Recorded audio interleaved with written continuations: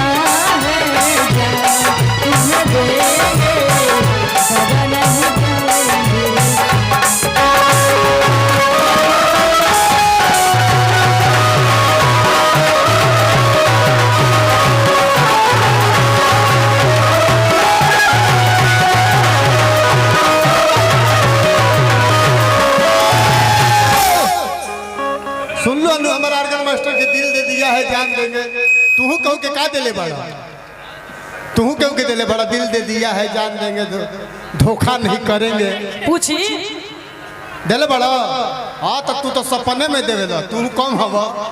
और आइए पुस्तक शानदार पुरस्कार जो हमारे गार्जियन स्वरूप चचा समान माननीय राम आशीष जी जो रामपुर निवासी उनके तरफ से शानदार 500 रुपये का पुरस्कार मिला है। और जो हमारे गार्जियन स्वरूप उधर बैठे उनके लिए शानदार शुक्रिया तो फलम इस रखा है। हेलो हेलो हेलो इश्क अगर एक तरफ है तो सजा देता है, एक तरफ थोड़े हो जाए। इश्क अगर एक तरफ है तो सजा देता है हाँ। और जब दोनों तरफ है तो मजा देता है। अपनी माथे की बिंदिया की चमक रहने दो, ये सितारा तेरी मंजिल का पता देता है। लगता है तेरी सांवली सूरत की कसम, दिल का हर जख्म तुझे दिल से दुआ क्या सोचता है ये दिल, क्या सवाल करता है।